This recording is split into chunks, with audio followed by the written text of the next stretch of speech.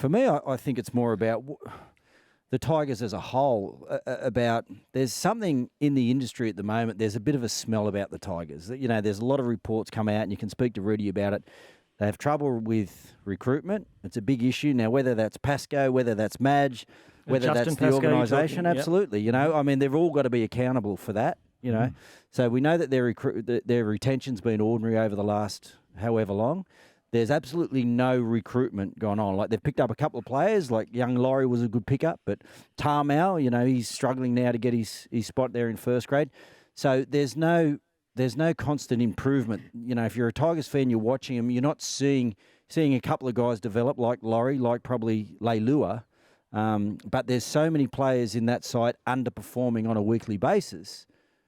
Who's accountable? Yep. The players are accountable, obviously. It's funny you talk about the recruitment. I've written a story. I wrote my column today about the Paul Vaughan situation. 5 minutes after Paul Vaughan, basically 5 minutes after Paul Vaughan had agreed to go to Canterbury, he got a phone call from Michael Maguire, and to see what was happening and where the land lay. And Paul had to say to him, "Mate, I've just agreed to go to Canterbury. It's a done deal." Now, he was always going to go to Canterbury, Paul Vaughan, but the fact that 5 minutes after the deal was done, he gets a phone call from Madge sort of sums up their plight at the moment. I think they've made some good signings. Laurie's a good signing. The front rower's a good signing. Stefano's a good signing. So, they've made some good signings, but last night, some of their decision-making was what got me. 5 minutes, there was 8 minutes, 8 minutes to go, and they're trying 2-point field goals. I just didn't understand it. There was no, and for me, Adam Dewey's their best player. Without him, they don't win a game. But some of the decision-making on the field just seems bizarre at the moment. And, ultimately it comes back to the coach. And I've been one of Madge's biggest supporters. I think he's a great coach, but it just doesn't seem to be working to me. And, I think it's silly. You don't make a decision now. There's 5 games to go in the year. No. Just wait till the end of the year. And if they, it feels like it's almost gone too far already. Like, they just need to make a decision. And I'll tell you what, one bloke needs to go, either Madge or Luke Brooks, because they can't. It's not working. Those two guys, Luke Brooks is not getting better under Madge. And I know the Tigers said publicly they want to keep Luke Brooks, but I think for Luke's benefit, either he needs to change a coach or a change of scene. One of the two. He can't stay at that club if Madge is the coach next year, because it's not working.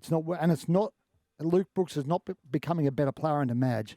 And there's still enough in Luke Brooks, enough potential, enough time that he can be a really good footballer. But he needs a change of scene and a change of voice. So if it's not a change of coach, he needs to change a club for me. But he's had 3 or 4 different coaches at his time at the Tigers, Luke Well, maybe Brooks. a change of club's the answer then. I think so.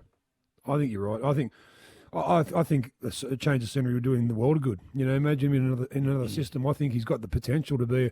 He seems like a kind of like a Anthony Milford type player who is very much reliant on confidence, and when that doesn't happen, and he just puts his head down and just passes with the ball instead of backing himself to.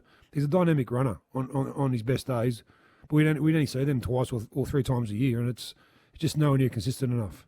Yeah, and also, but I can't blame him for their losses either. No, I mean they've.